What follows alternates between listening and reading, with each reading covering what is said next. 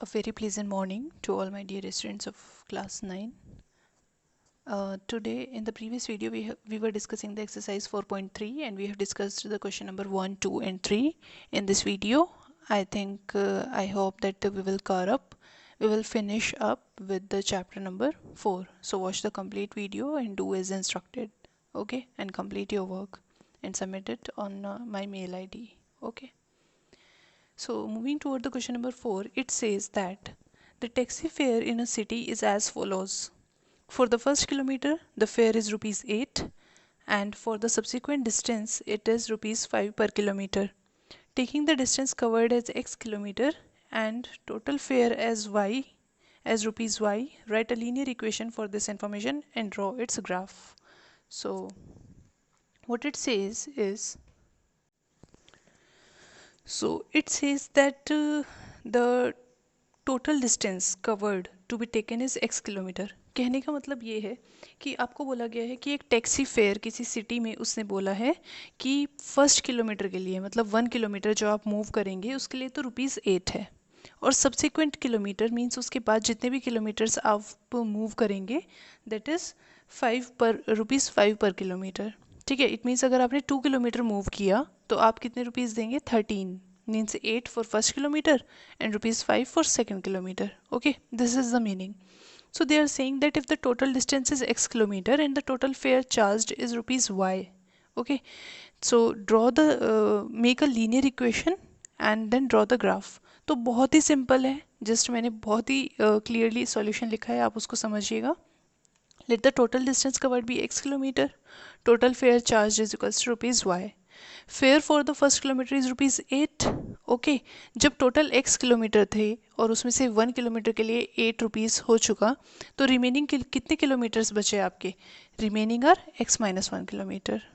Okay, means आपके पास total kilometre आपको मूव करना था x एंड उसमें से 1 किलोमीटर आपने x माइनस 1 किलोमीटर इसलिए लिखा है यहाँ पर क्योंकि फर्स्ट किलोमीटर के लिए रुपीज़ 8 फेयर है. So fare for remaining x minus 1 kilometer is equals to 5 multiplied by x minus 1 because 5 per kilometer उन्होंने बोला है आगे के लिए. ठीक है, so according to the question the total fare is y, the total fare becomes 8 plus 5 multiplied by x minus 1 means 8 for the first kilometer and for the subsequent kilometer this fare. Okay, बहुत ही simple है, bracket solve करेंगे, equation solve करेंगे, you get this equation and for graph you will write the solution like this in the exam also.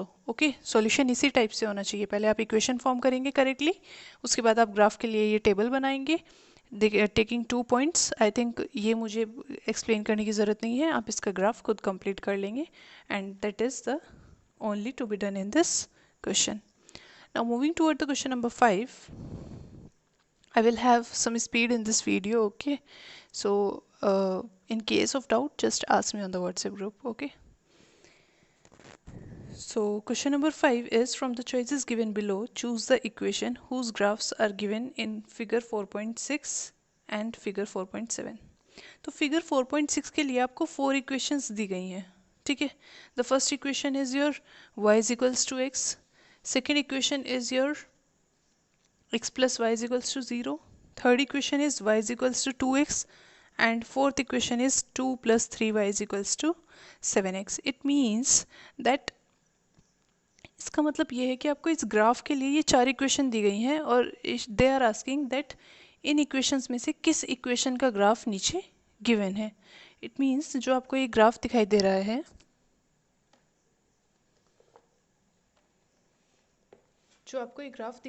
Graph 4.6, ठीक है ना, आप देख पा रहे हैं कि इसमें ये लीनियर इक्वेशन का ग्राफ है और they are showing 3 points 0, 0, 1, -1 and -1, 1. ठीक है, these 3 points are the points that will satisfy the equation of this graph. ठीक है ना, तो आपको देखना है कि इन इक्वेशंस में से कौन सी इक्वेशन इस ग्राफ की है. तो आप तीनों पॉइंट्स को रख के देखेंगे. फर्स्ट इक्वेशन में y is equals to x, तो आपको पता है कि y is equals to x 0, 0 के लिए सेटिस्फाई कर जाएगा, लेकिन y is equals to x क्या है, यहाँ पर 1 है और -1 है, x 1 है y -1 है, तो यहाँ से क्लियरली दिख रहा है कि y is equals to X नहीं है.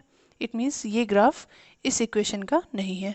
सेकेंड इक्वेशन में जब आप x plus Y equals to 0 put करेंगे then you will get that this is the graph of this equation. Okay,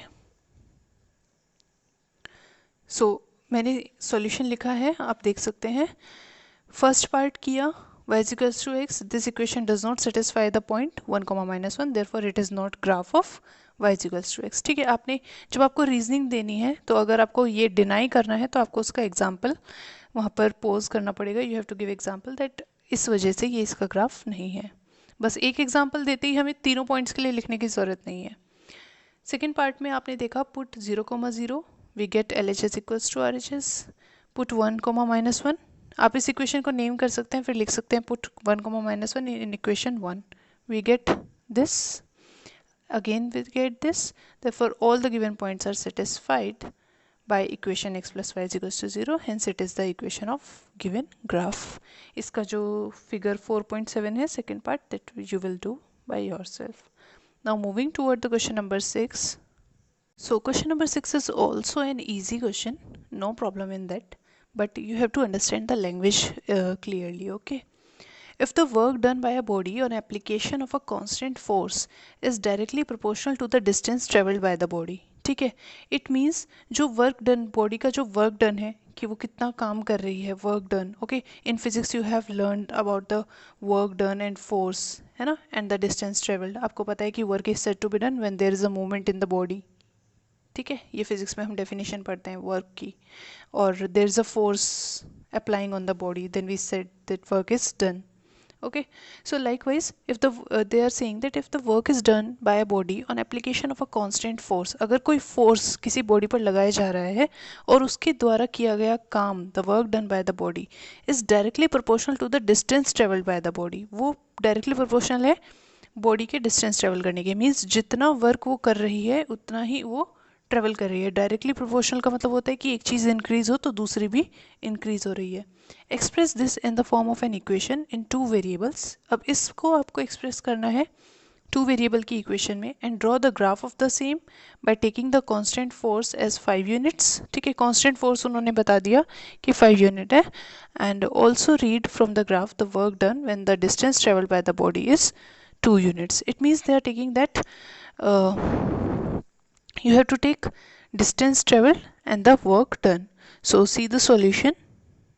So if you will let the work done by the body is y, let work done by the body भी लिख सकते हैं आप यहाँ पे, let the work done by the body is equals to y and distance traveled by the body is equals to x.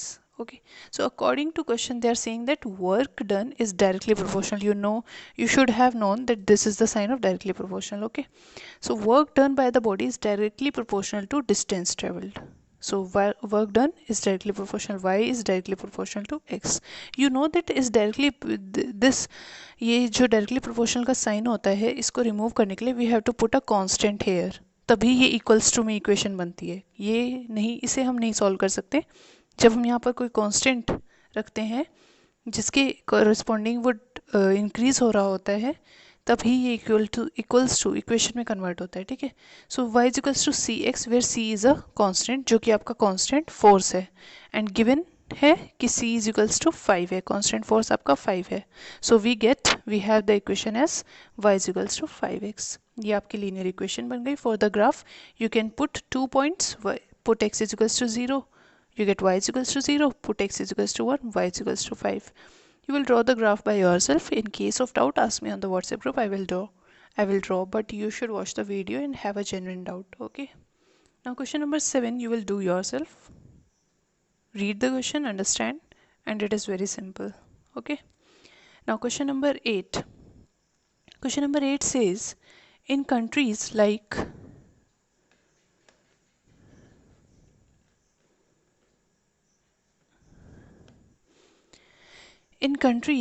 like USA and Canada, temperature is measured in Fahrenheit. Okay, whereas in countries like India it is measured in Celsius.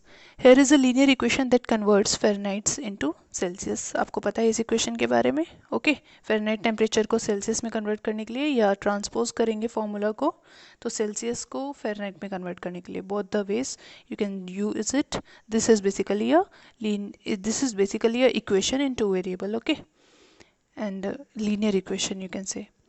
So they are asking draw the graph of the linear equation above using Celsius for x-axis and Fahrenheit for y-axis. It means C की जगह पर आप x put कर सकते हैं because you are taking Celsius on x-axis and y की जगह पर Fahrenheit की जगह पर आप y put कर सकते हैं because Fahrenheit is to be taken on the y-axis. ठीक है, the x-y axis the plane is called as Cartesian plane. Okay, actually uh, when after this chapter when I will do coordinate geometry then all you are getting a more clear idea. However मुझे नहीं लगता कि इसमें भी आपको कोई doubt होगा जिस तरीके से मैंने आपको ग्राफ को समझाया था.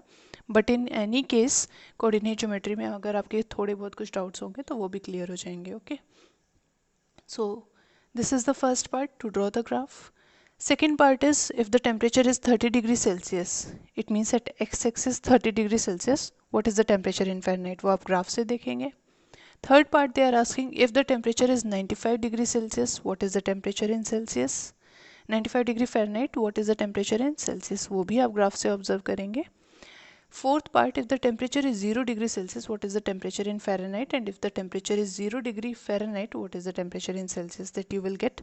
You can get this by equation also and by the graph also. Okay. In the fifth part, they are saying, is there a temperature which is numerically the same in both Fahrenheit and Celsius? If yes, find it. तो इसको हम graph से prove करेंगे कि हाँ एक temperature ऐसा होता है जहाँ पर Fahrenheit एंड सेल्सियस इक्वल होते हैं. ठीक है, so it is an important and interesting question. So mark it as important question. Let us see its solution. So class 9 question number 8 you have the solution. We have Fahrenheit F is equals to 9 by 5 C plus 32 using Celsius for x-axis and Fahrenheit for y-axis we have y is equals to 9 by 5 x plus 32. Okay, जिस तरीके से मैंने solution मैंने इतने descriptive solution और इस तरीके से इसीलिए लिखे हैं दैट आपको धीरे धीरे ये हैबिट हो जाए कि how to write the solution and आपका सॉल्यूशन इस तरह का होना चाहिए कि टीचर को समझ में आए कि आप कर क्या रहे हैं. Okay, and now taking this you get the equation as y is equals to 9 by 5 x plus 32. ठीक है, इस इक्वेशन को मैंने ऐसे ही रहने दिया, मुझे इसमें कोई भी मॉडिफिकेशन करने की ज़रूरत नहीं है. मतलब मैं ऐसे ना करूं, आपको इसलिए समझा रही हूँ कि आप इस तरीके से ना करें कि y को 5 को उधर ले जाएं, इसको लीनियर इक्वेशन में मतलब फ्रैक्शन को रिमूव कर दें एलसीएम लेके एज सच आप ऐसे कन्वर्ट करें, तो वो करने की ज़रूरत नहीं है. That will make calculation tough. Okay, हमें क्या करना है, हमें क्या चाहिए ग्राफ के लिए, एक्स और वाई के पॉइंट्स चाहिए. तो हम सुटेबल पॉइंट्स जो हमें चाहिए 2 पॉइंट मिनिमम चाहिए, 2 पॉइंट एटलीस्ट चाहिए. आप 3 पॉइंट लेकर भी कर सकते हैं, कोई इशू नहीं है. 4 पॉइंट लेकर भी ग्राफ ड्रॉ कर सकते हैं, कोई इशू नहीं है. तो मुझे तो पॉइंट्स चाहिए ना, तो मैं इस इक्वेशन को ऐसे ही रहने दूँ. जस्ट एक्स को 0 पुट करके देखूँ तो मुझे डायरेक्टली वाई इक्वल टू 32 मिल जाएगा. सिंपल. अब यहाँ पर आप देख रहे हो कि डिनोमिनेटर में 5 है.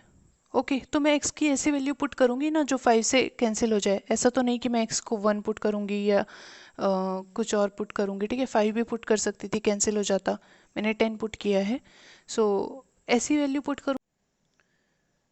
So for the question number 8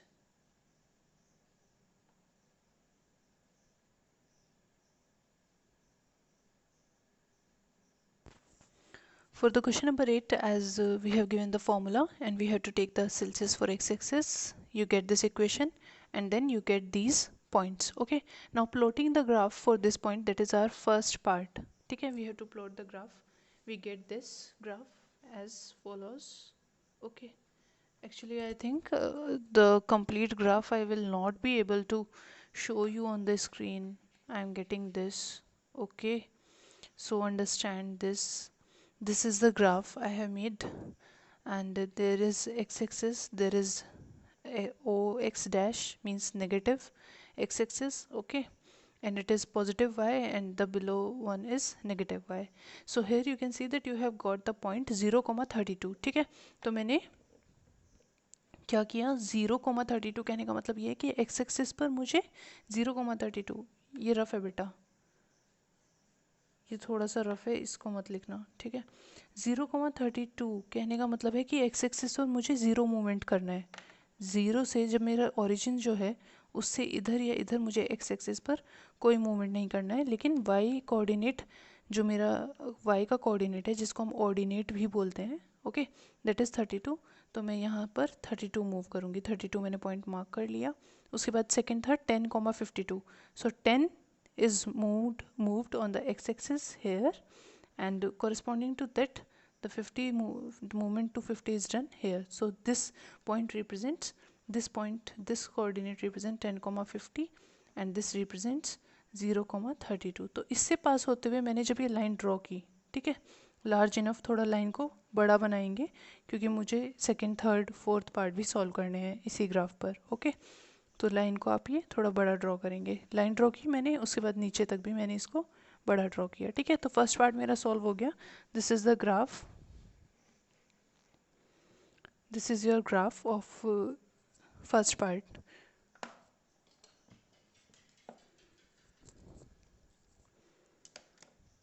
It means this line represents the equation f is equals to 9/5 c plus 32। आप लाइन के ऊपर लिख सकते हैं, it is good to write in exam, okay. इन पॉइंट्स को मेंशन करेंगे और लाइन के ऊपर इक्वेशन लिखेंगे कि किस इक्वेशन की लाइन है, okay. In the second part it is they are saying that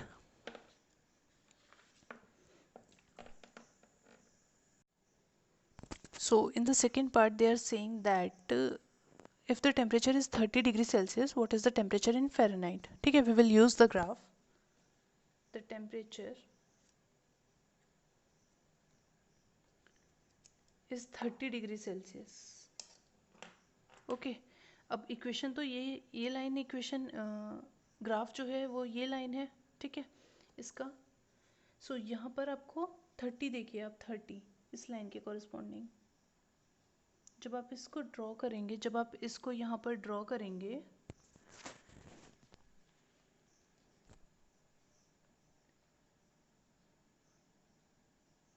meeting on the line, when you will draw this line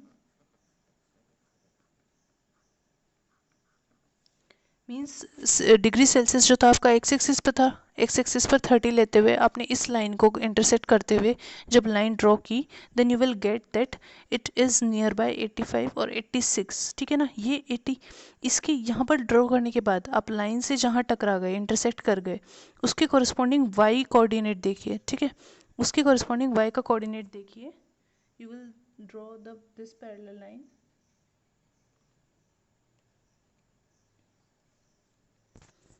and you will get this point as 30,86.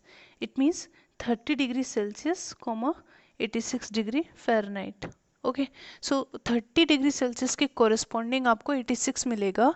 कहने का मतलब ये है कि ये लाइन जो इस इक्वेशन को सेटिस्फाई करती है, फ़ारेनहाइट और सेल्सियस वाले कन्वर्जन फार्मूला को सेटिस्फाई करती है, उस पर जब 30 डिग्री सेल्सियस होगा तो फ़ारेनहाइट होगा 86 डिग्री, ठीक है। That is this point will satisfy this equation. आप पुट भी करके देखेंगे तो इक्वेशन को सेटिस्फाई करेगा। Likewise the third part you can do your self, that when the temperature is 95 degree Fahrenheit, what is the temperature in Celsius, ठीक है, वो आप खुद से कंप्लीट कर लेंगे। After that the fourth part, so class, in the fourth part they are saying if the temperature is 0 degree Celsius, what is the temperature in Fahrenheit, and if the temperature is 0 degree Fahrenheit, what is the temperature in degree Celsius, okay। so here we will see that आपको पता है कि ये जो x axis है ये आपका degree Celsius है, okay, x axis degree Celsius है और y एक्सिस डिग्री फ़ारेनहाइट है। तो x एक्सिस आप वो कह रहे हैं कि 0 डिग्री सेल्सियस जब है तो ये लाइन y एक्सिस को किस पॉइंट पर इंटरसेक्ट कर रही है, भाई देखिए, अगर यहाँ पर है, यहाँ पर है, यहाँ पर है, तो वहाँ पर x भी तो कुछ है ना। 0 से आगे 1 degree Celsius, 2 degree Celsius, then 10 degree Celsius, ये सारे कोऑर्डिनेट्स जो होंगे इनमें x भी कुछ है ना। लेकिन जो पॉइंट आपका वाई एक्सिस पे प्रेजेंट है उसमें x 0 है। ठीक है, x 0 है मतलब 0 डिग्री सेल्सियस है। तो ग्राफ से आपको पता चल रहा है कि 0 डिग्री सेल्सियस में आपका जो एफ है वो 32 डिग्री है। मीन्स वाई एक्सिस पर जिसको कट कर रही है जहाँ पर, वो 32 डिग्री सेल्सियस है, 32 डिग्री फ़ारेनहाइट है। Okay, so you will say that at 0 degree Celsius we have 32 degree Fahrenheit. ठीक है, इसका एक्सप्लेनेशन आप लिख लीजिएगा 4th पार्ट में। And for this for the if they are saying that 0 degree Fahrenheit पर सेल्सियस कितना होगा। ठीक है, अब 0 डिग्री फ़ारेनहाइट की अगर बात करें, इट मीन्स कि पॉइंट जो है वो एक्स एक्सिस पर लाई कर रहा है। क्योंकि देखिए, ये इसको रफ कंसिडर करना बेटा। अगर 0 डिग्री फ़ारेनहाइट है जो कि हमारा y है, और x का कुछ पॉइंट है, तो वो क्या होगा, हमेशा x, 0 की फॉर्म होगी ना उसकी। x, 0 है कहने का मतलब वो x एक्सिस पर लाई कर रहा है, सिर्फ हमने x पर मूवमेंट की, y पर कोई मूवमेंट ही नहीं की। So therefore the 0 degree Fahrenheit वो पॉइंट होगा जिस पॉइंट पर ये लाइन x एक्सिस को कट करेगी। ठीक है, अगर ये लाइन, क्योंकि इसकी इक्वेशन है, ठीक है, और ये x एक्सिस को कट कर रही है, इट मीन्स जहाँ एक्सिस को कट कर रही है वहाँ पर y 0 है। इट मीन्स वहाँ पर फ़ारेनहाइट 0 है। तो x एक्सिस को ये कट कर रही है आपकी 17.8 समथिंग पर। ठीक है, 17.8 और 17 डिग्री सेल्सियस के अप्रॉक्स ये आपकी कट करेगी x एक्सिस को। So therefore you will say that at 0 degree Fahrenheit Celsius is equals to 17.8 degree Celsius. Okay, this will be the solution. Try to write down the solution by yourself if you have understood the concept. Otherwise, ask me on the group. Okay, now moving towards the 5th part. In the 5th part, it says that is there a temperature which is numerically the same in both Fahrenheit and Celsius? If yes, find it. तो वो कह रहे हैं simple कि क्या कोई ऐसा temperature है जो डिग्री सेल्सियस और डिग्री फ़ारेनहाइट में सेम हो। अगर है तो find it. So for that we will use the graph directly. Okay, अब ग्राफ को कैसे यूज़ करेंगे वो कॉन्सेप्ट समझिएगा। आपने क्या किया, जब आपने ग्राफ ड्रॉ किया तो ये सारा रफ है बेटा, इसको मत ड्रॉ करना। ठीक है, जब आपने ये ग्राफ ड्रॉ किया तो बेसिकली आपने f is equals to 9/5 c plus 32 की इक्वेशन ड्रॉ की है, जो कि इस तरीके से जा रही है। ठीक है, अब वो कह रहे हैं कि f is equals to c बताओ कभी हो सकता है क्या किसी टेम्परेचर पर। ठीक है, means Fahrenheit is equals two degree Celsius हो सकता है क्या किसी टेम्परेचर पर। तो उसके लिए क्या होगा कि आप f is equals to c के लिए एक इक्वेशन कंसिडर कीजिए, x is equals to y या f is equals to c, और उसका ग्राफ ड्रॉ कीजिए। ठीक है, इट मीन्स अगर मैं इक्वेशन कंसिडर करूँ मैं Fahrenheit is equals to Celsius. ठीक है, it means y is equals to x। तो y is equals to x का ग्राफ कैसा होगा बेटा, y is equals to x कहने का मतलब है कि x is equals to 10 then y is equals to 10, this is the point. x is equals to 20, y is equals to 20, this is the point. Likewise this, दोनों के दोनों point symmetrical होंगे। अगर x is equals to -20, y is equals to -20, x is equals to -40, y is equals to -40, तो एक point यहाँ पर आएगा। ठीक है, मैंने पॉइंट्स मार्क कर लिए, और एक पॉइंट यहाँ पर आएगा। ये एक्सप्लेनेशन है, इसके बाद आपको सॉल्यूशन मिल जाएगा। ठीक है, इसको समझना अभी। Then you will draw the graph for Fahrenheit is equals to Celsius. ठीक है, simple y is equals to x वाली इक्वेशन हो गई और आपने ग्राफ ड्रॉ कर दिया, marking these points like this. You can see that 20 -20 से बिल्कुल पॉइंट पास हो रहा है, और यहाँ पर -40 से, और y is equals to x है तो वो ओरिजिन से पास होगा 0,0, and like this the graph will go. Okay,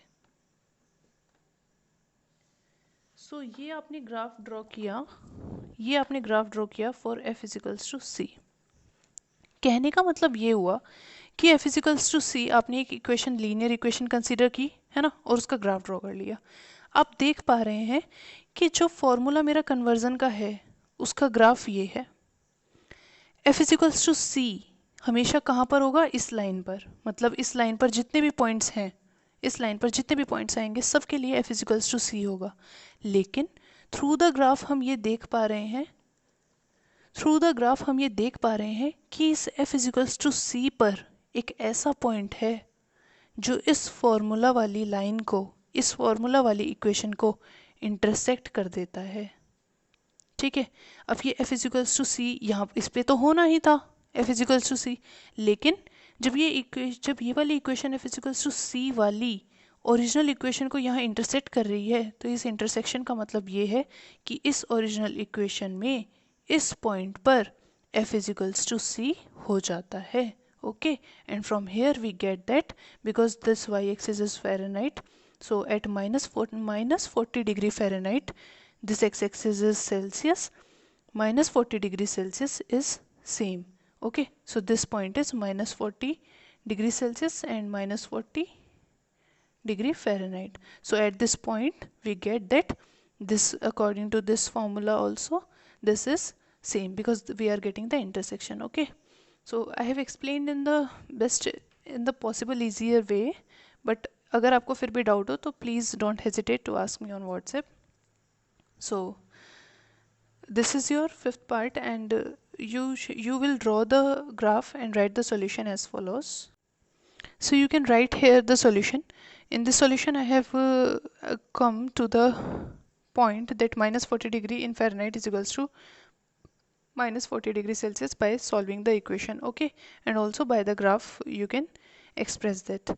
Now this is the completion of our exercise 4.3, and I am trying today to get the chapter done. You can get this, you can get the equation of lines parallel to the x-axis and the y-axis in this video or in the next video. Okay, let us see that. Okay class, watch the complete video and complete your exercise 4.3.